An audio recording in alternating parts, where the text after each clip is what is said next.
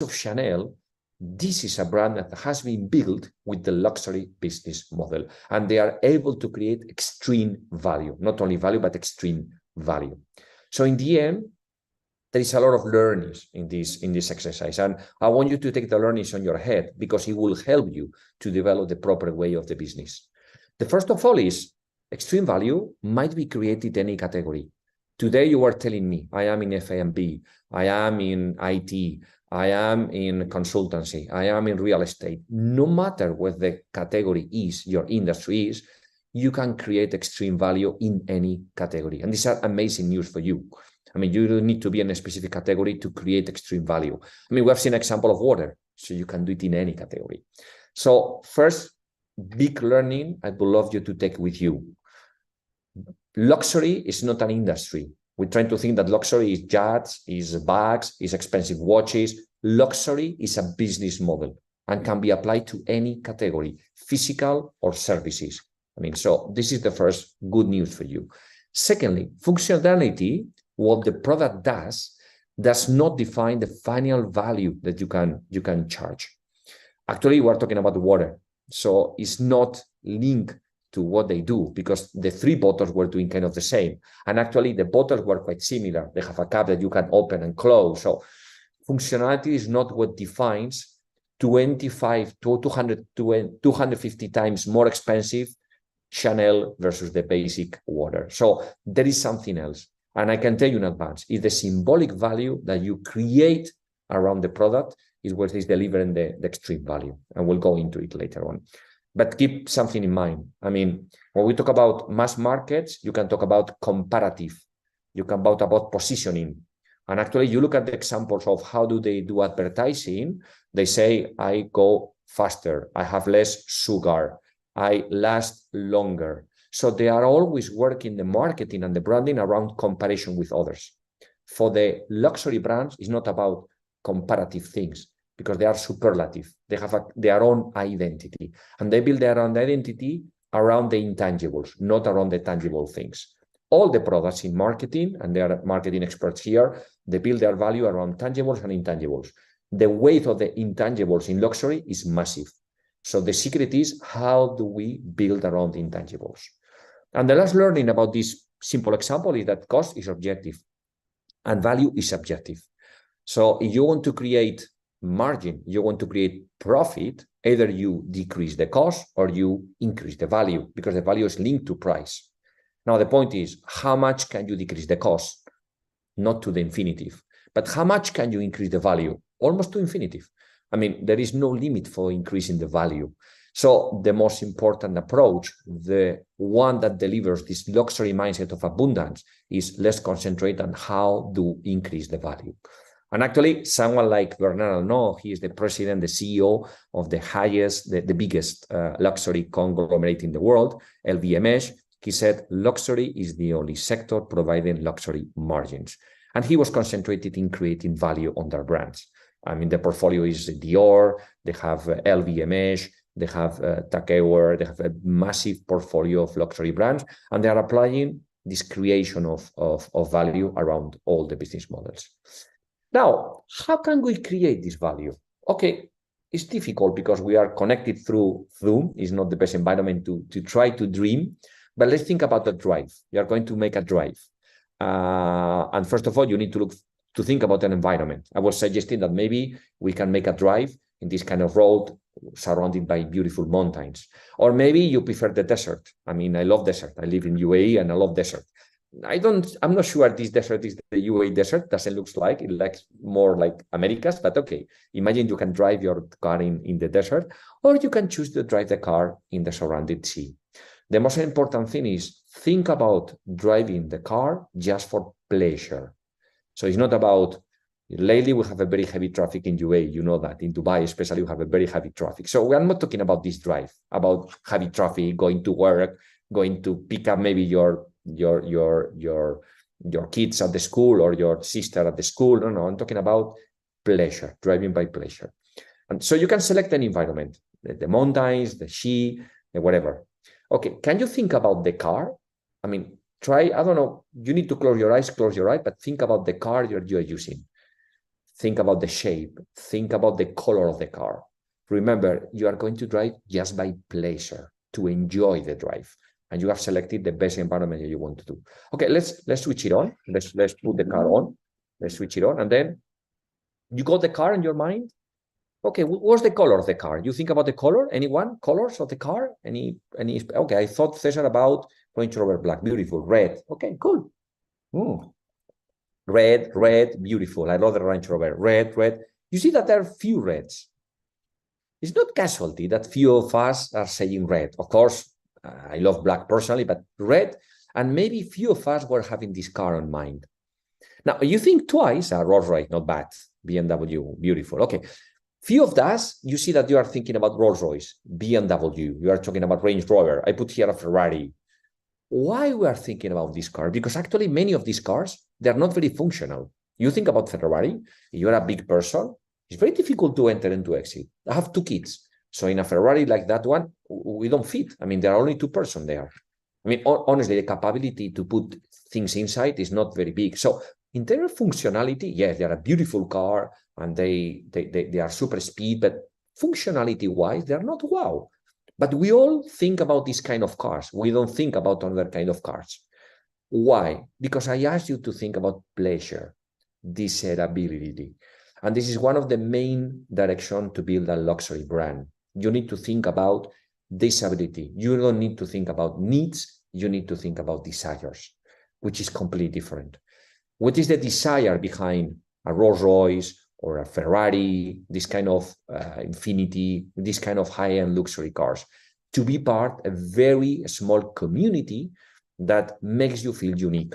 So, for example, you buy a Ferrari, you become a Ferrarista. And the Ferraristas, which are the owners of Ferrari, they are invited to events. They have a lot of different benefits. They are invited to go to Italy to see where they are manufacturing. So the feeling of having a Ferrari or a Rolls-Royce is that you are part of a very small community. Ferrari, for example, they build like 10,000 cars per year, no more than that. And we have 23 million people millionaire people in the world. So there is no one Ferrari per person. You cannot do it. Porsche is the same. It's the same attitude. You mentioned Rolls-Royce. Last year, they did 6,000 Rolls-Royce for all the planet. So having a Rolls-Royce beyond experience gives you this feeling of community, of a very big part of the very few. So this is one of the approaches. I mean, what are the dreams of all desires of this? For example, Patek Philippe is a very expensive. It's like the Rolls-Royce of the watchery in Switzerland. What is the dream of this? Okay, is the dream of transcend, of leaving a legacy. Look at the communication that they are using. You never actually own a Patek Philippe. You merely look after it for the next generation. So when you buy a Patek Philippe, you are not buying a machine to give you the timing. Otherwise, you will never pay $100,000 to $200,000 for the basic watch. You are buying the way to leave a legacy. So this is your desire. Your need is having the time, but your desire is leaving a legacy. Now we're mentioning about the water, no? The Chanel water. So why is so expensive, Chanel water? Because again, it's not about the category. It's about the desire behind. What is the desire behind Chanel brand? The desire of being an empowered, but still feminine lady, which is the promise of Coco Chanel from the very beginning. You are powerful, you are feminine. So when you are having Chanel, no matter you are having as a water, as a bag, you are buying this desire, you are buying this dream. So the first secret, very important for you, this, please pay attention, is if you want to build desirability, you want to build a luxury brand, then you need to target the dreams of the consumers. So don't think about needs, think about dreams. What are the dreams of the consumers?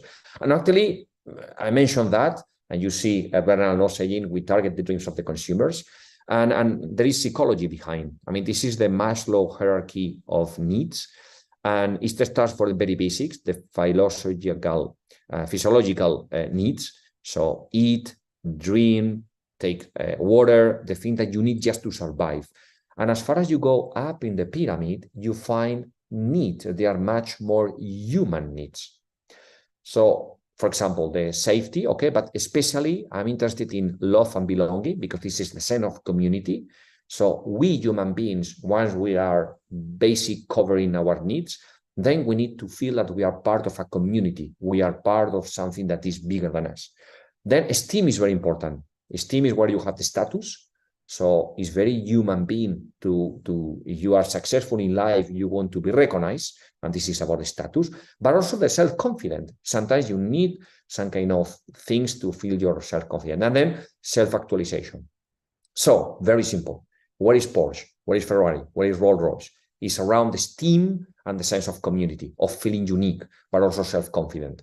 What is Patek Philippe? Self-actualization, because you are leaving a legacy. What is the water? Okay, depends. The water of base price is physiological because you need water just to survive. But you are talking about Chanel, then we are talking about self-actualization, and we are talking about self-confident because Chanel is a way of delivering self-confidence to the ladies. So you see how it works. So depending on where do you target your brand, then you are building higher value or you are building lower value. Now I'm saying that mass market brands are not valuable. Yes, of course, they are needed. You need them to survive. But then forget about charging a higher price because you are targeting needs, you are not targeting desires. So just sleeping is down, dreaming is up. We need to target the dreams. So the chicken is down, the peacock is up. So this is how it works. So you need to target the dreams. If you target the dreams of your customers, you are building dream brands. And of course, you are delivering higher value, higher emotional value, and then you can charge a higher price. Now, you can tell me, but Cesar, in my case, for example, I am a trainer, or I am a consultant, or I am a mentor. I mean, in the end, I'm doing trainings, I'm doing courses. So how can I elevate my brand? Okay, if you tell to the people that you are doing courses, you are talking about needs, but you are telling the people that you are transforming persons in their best possible version, then you are selling a dream. So even if you are selling the same thing, the way you explain your dream equation elevates your brand. For example, in one of my mentorings, I have someone that she was selling a raw material for a plastic industry. Imagine, there is zero sexiness on that. And it looks like there's no luxury at all. He told me, Cesar, I'm selling raw material to do plastic Tupperware, this kind of food containers. I mean, how can I build this luxury flavor? I say, okay, because you are not targeting the right way. You are saying that you are selling plastic materials for machines, but actually you are selling hours of sleep to the owner of the factory, because the main worry of the owner of the factory is not get the machines broken, because he needs to manufacture all the time. So if you, because of the quality of the material, because of the service you are delivering, because of being available 24 hours, 7 days a week, you are promising him or her that she's going to sleep well, I mean, you are targeting the dreams of the people, which is sleep well. You see? So it's not only about what you do only, okay? It's about what you do, but how consistent you do what you do, but also how do you deliver your purpose to your consumers. So think about your purpose. Think what do you do, and think if what you are about to do or you are doing can be linked to a dream of a person, and then you are targeting the right way. See? Are you still with me? Yes. I mean, we're about 100, so it's a nice community here connected. I hope you are still with me. Yes? No? Tell me yes, no? Yes. Okay. Thank you very much. Amazing. Amazing. Because we go further, eh? We are just talking about the purpose, and the purpose is targeting the dream of the people. Now we are going to talk about the attributes. How can I build? What kind of superpowers do I need to deliver the dream? So because of that, they put here Supergirl and Superman, because we're going to talk about the superpowers.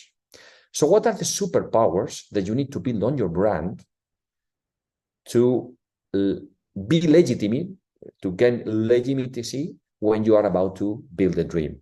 The main attribute, and you need to write this in your desk, on your wall, you want to build the luxury power, is desirability. And it's very clear. We say that we need to move from the needs to the desires, from the basic needs to the dreams.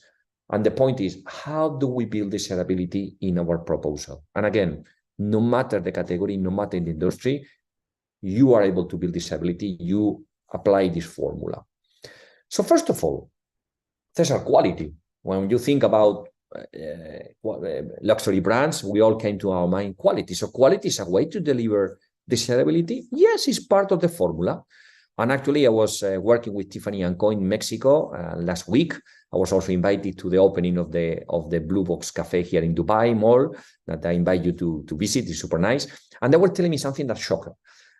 When they are about to do one of their jewels, you collect the gems from different parts of the world. They collect them all, and then they do kind of a test. And they decide which ones are eligible to become a Tiffany diamond. Do you know what percentage do they reject before becoming a Tiffany jewel? Is above 50%. Stefan is very close to 90, actually, very close, which is amazing. 90%, Stefan says 90% are rejected. Well, actually, it's even higher. 90.96% are rejected. So imagine how extreme quality the luxury brands apply. So yes, extreme quality is part of the game. Now, is it the most important one? Not at all. Remember that we say that functionality matters, but it's not the major part of the luxury dream equation. So it should be something else.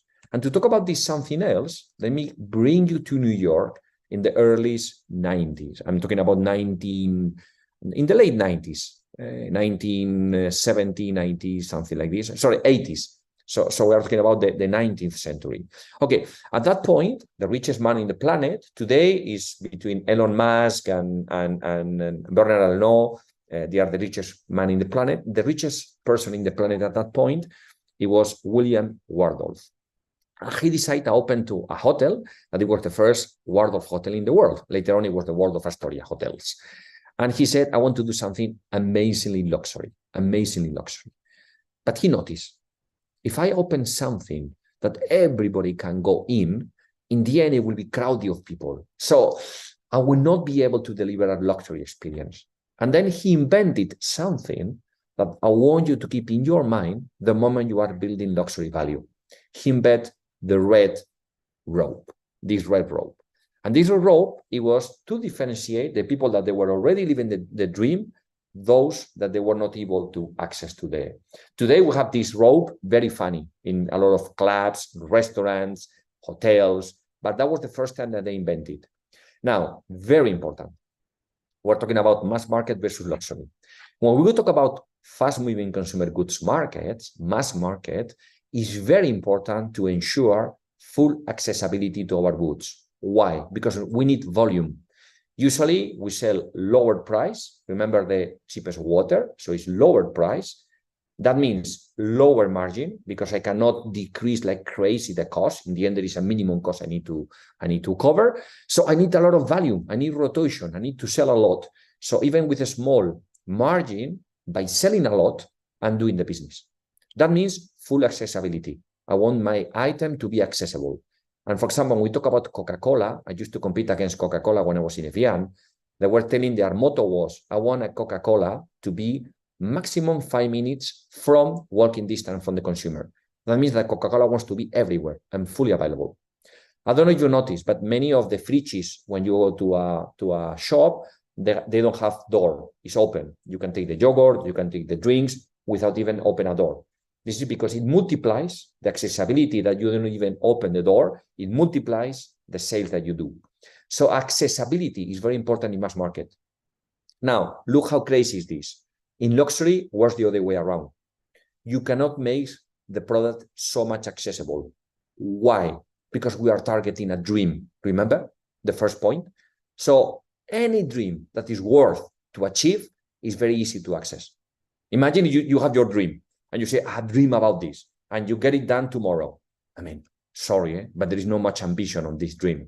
A dream is something that by default is difficult to access, difficult to achieve. So yes, luxury, they make their product not much accessible. And then your desire increase, because the moment that is not very accessible is more exclusive, is more aspirational, is more desirable. Does it make sense for you? So contrary to mass market, you need to make it easy. Luxury, you need to make it a little bit more difficult and then elevate desirability. Now, thank you very much, Mehab. So how can we make it? In many different ways. I mean, this, if you are living in Dubai, is not very strange for you. You go to Hermes, you go to Chanel, you go to LVMH, and you have people queuing. I mean, look at the shop, look at the beauty, it's empty, and still people are queuing. So sometimes they work around this red rope in a physical way. So you need to wait a little bit. Of course, it's because they want to have a one-to-one experience, so you need to queue to be attended by a brand ambassador. But these few seconds, these few minutes that you are waiting, you are getting already exciting. And you are waiting, but you are creating desirability because you are about to access to a dream. And it cannot be easy. So sometimes even the queue is a way to manage. Now, having said that, all of you living in Dubai, you go to the first floor, Hermes, Rolex, Loro Piana just open. In the first floor, you will see that you have the VIP entrance. So the very, very VIP, they go with appointment. But the rest of the people, they need to queue a little bit. And queuing means you are fighting to get your dream. So psychologically works. Actually, there is a word, very difficult to pronounce, is German, and I'm not in German. It's Vorfreude, is written there. And this is the excitement that you have when you're about to enjoy an amazing thing. For example, when you are waiting for your birthday, when you are waiting for the birthday of one of your loved ones, when you are preparing the New Year Eve, or you are about to celebrate the Eid after 1 year of Ramadan, and you are about to celebrate the Eid. I mean, you have excitement even before it happens. This is called Vorfreude. And the luxury brands, they work with that. You are starting to enjoy, to deliver serotonin, even before you enjoy the dream. You see how it works, psychology? I mean, I told you it's about science, but it's about art as well. So, Cesar, give me an example. For example, you are selling courses. Remember, you are a mentor and you are selling courses. Okay, you can make it very easy. Go here, click here, you buy the course, done. Or you can make it more complex. You know, I need to be sure you are eligible to be one of my students. So I'm going to make you a questionnaire. Then after the questionnaire, I'm going to make an interview with you. And then if you pass both, then you're eligible to be one of your students. Imagine. So you are saying, okay, I want to die to have this course because it should be super aspirational, because not everyone is able to manage with that. You see, so you can create barriers. So you are elevating the aspirationality of your brand. You are making it less accessible. Okay.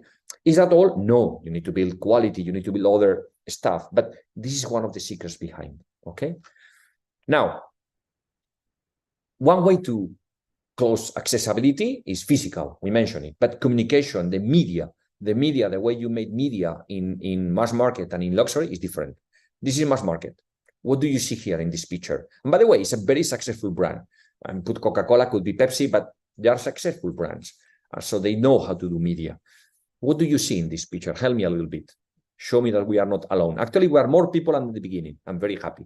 We are more people joining to this learning. Absolutely. Product and smiles. Happiness. Absolutely. Thank you, Jorge. So Karam is saying smiles, happiness, happy people. Yes, they are people. It's not one single person. They are people. Enjoyment, happy lifestyle. Amazing. So actually, color, amazing. Actually, it's a very familiar moment. I mean, it could be not necessarily this is a birthday party or no, it could be any time in the day. It could be. I mean, they are sharing most likely the food. The guy, who is looking at this guy in front of us? He's looking at you. If you notice, you are looking to the Zoom, you look at the guy and he's looking at you. That means that these 4 people are counting that they are 5 and you are one of them. Exactly, Aye. You are one of them. Why? Because this is mass market. Mass market needs volume. Mass market needs familiarity. Exactly. I feel that he's looking at me. Well done. Exactly. Aye. This is the point. Why? Because you are part of us. Coca-Cola wants you to be part of their family. And a smile is the shortened distance between 2 persons. So very well done. Now, I ask you, could luxury deliver exactly the same approach, or it needs to be different in luxury? Luxury is extraordinary. Luxury is a dream. Luxury is not familiar. So exactly, Mehab, cannot be the same. Now, let me show you a communication that most of you have in mind of Dior Sauvage with Johnny Depp. Look at the communication. Is he looking at us? No way. Is he smiling? No. In luxury, we say that any centimeter of a smile drop the price by 3%. You cannot smile. You need to build aspirationality. You need to build distance. The red rope, but in this case, applying media. Self-content, amazing. So Johnny is very seductive. Johnny is very aspirational, but it doesn't pretend to be familiar, because otherwise you will be a mass market brand. So the way they are delivering the message, look, is familiar? No way. He's in the middle of nowhere. By the way, he's talking about fragrance in the middle of nowhere, and he's alone. So a complete different way to deliver the message. I said, I love him. Even not a smile, I feel happy when I see him. Exactly. So he makes the job of being seductive. So you need to seduce, but you need to seduce with distance. So this feeling that it creates on you is exactly what the luxury brands are looking for. I don't want to be familiar, but I want to be seductive. I want to be aspirational. Now, Dua Lipa. I love Dua Lipa. The same. He's looking at that, but no smile. So you see that even communication, they use media in a completely different way than mass market, because they need to create the red rope effect. Now, let's talk about distribution, because in your business, you will need to think about distribution. How many shops? How many channels? Okay, so how many shops Prada has in the world? 650. How many channels? 200. Very small distribution. They apply catch me if you can approach. Actually, in luxury, we talk about say no brands. So the more they say no, the more they became aspirational. So I'm very close friend, for example, of the general manager of Prada in the Middle East. And he told me, Cesar, we don't want to open more doors. I mean, we have Dubai Mall, we have Mall of the Emirates, we have Galleria. I don't want any more. So even if there is a new mall coming, they will be reluctant to open. Now think the other way, Coca-Cola. Can you imagine a mall without Coca-Cola or without Pepsi? No way, because they need to be everywhere. So red rope and distribution.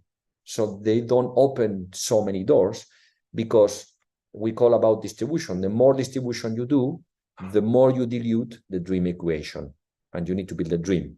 So you cannot be easy accessible. You need to select very well your doors, very well your distribution. And by the way, very rarely you will find a McDonald's or this kind of fast-moving consumer goods restaurants very close to Prada, because they are not interested. It's not their environment.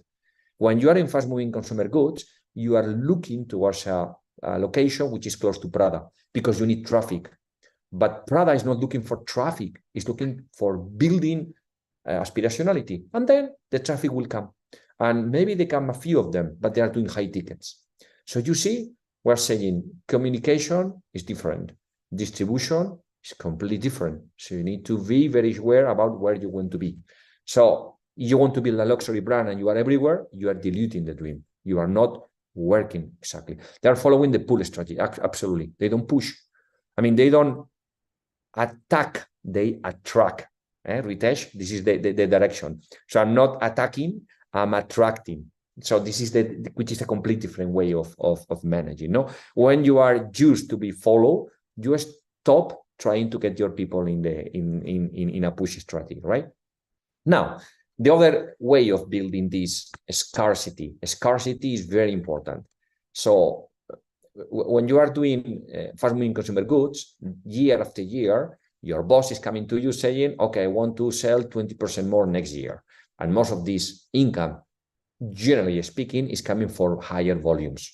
So again, you need more shops, you need more penetration, you need more distribution. In luxury, it was the other way around. I'm closing distribution, I'm ensuring that my offer goes below the demand. So the moment that it is less offer than demand, the price increase because people are willing to buy. So a very important rule in luxury, at least one person which is willing to buy your product or your service and has the money to do it needs to stay without doing it because he cannot. So you need to manage demand. You need to manage offer, and you close as much as you close the offer, the higher the value for each product is. So this is a very important way. See that it is super important that even the fast-moving consumer brand, the lifestyle brands, when they do an exercise to elevate the brand, they use scarcity as well. And I give you a beautiful example. Dior and Nike, they do this romance. I always talk that this is a romance a la Titanic because it's like Kate Winslet with Leonardo DiCaprio, the first class and the third class, they are doing a romance, no? Dior and Nike. Well, the DNA of Nike is amazing for Dior because he's delivering new young consumers, he's delivering performance, but at the same time, Dior is elevating the brand. So who is managing the rules here? It was Dior. So Dior says, okay, I'm happy to have a romance with you, Nike. We're going to celebrate the anniversary of the Air Jordan. But first of all, instead of selling at $200, which is the normal price, we put it at $2,000. So multiply by 10. Remember the word. Sorry, I need to multiply the price by 10. Okay, so I increase the price. But at the same time, let's talk about demand. They create a website, and in the website, they ask their potential customers, would you be willing to buy this stuff at $2,000? If those so, okay, put your name in this list, and I will knock your door and I will sell it to you. 5 million people. 5 million people went into the website and say, I'm willing to buy. I will buy tomorrow, you sell it. You know how many they launched in the market? 5 million, they were willing to buy at $2,000 these shoes. They launched 8,500 pairs. Only 8,100. Actually, 8,500 of the higher, and the lower, it was another 8,500. You see here, I'm opening to see that this is the number 1,084 out of 8,500. So again, they cut the offer much below the demand, and they create a scarcity, they create a speciality, they create desire. And by creating desire, actually today you want to buy these shoes, they are around $20,000, between $15,000 to $20,000, because there is no more. There is an absolute scarcity in the market. So you see how powerful can be these tools? Can you manage with that? I mean, what is the extreme? Only one unit. This, for example, is a Jacob & Co. Bugatti Green Sapphire. They made one watch in the world, only one. And it was in Dubai, by the way, last year in the watch week. And I was happy because I can try it. You got it here in my I was trying the watch. It cost $1.5 million. Of course, it's something about technology. It's something about how difficult it is to manage with the green sapphire. It's because it is very difficult to manage with that.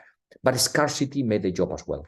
The more scarcity. By the way, he is the owner and the founder, this gentleman. He was wearing the watch, and then just a few days later, I was wearing the watch as well, testing the feeling of having a $1.5 million watch in my neck. But again, the message is scarcity make a big job on elevating the desirability of a brand. Okay.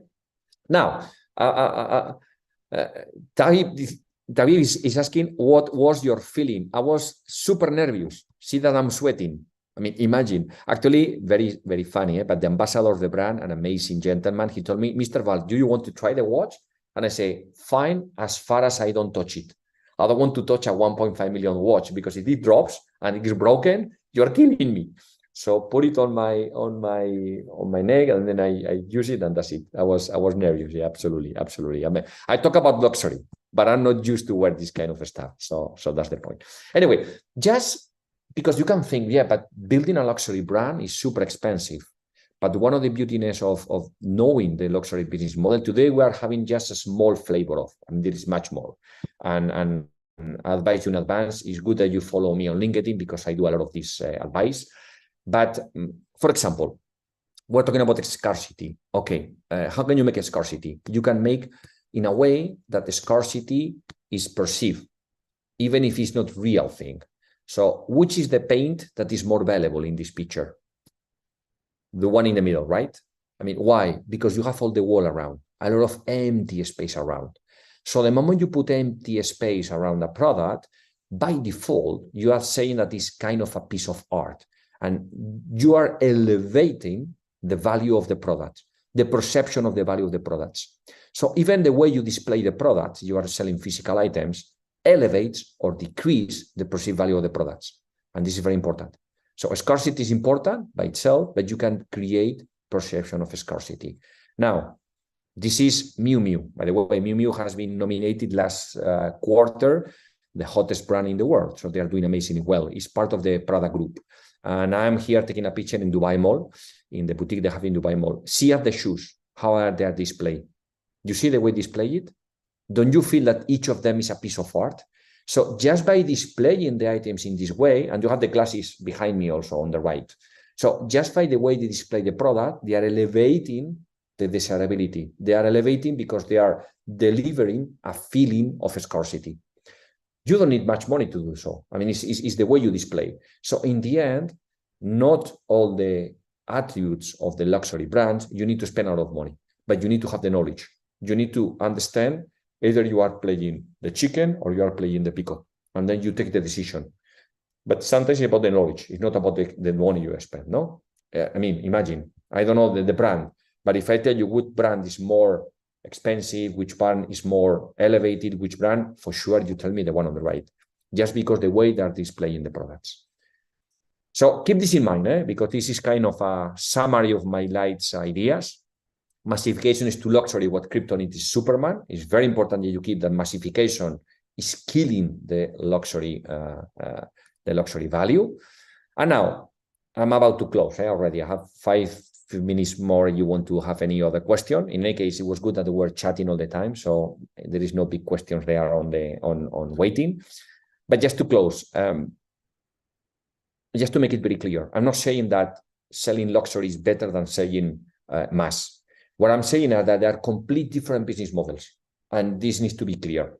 Because if you are trying to sell an item at a high price, and you are not applying the luxury business model in a proper way, communication, distribution, demand, many of the things that we have seen today.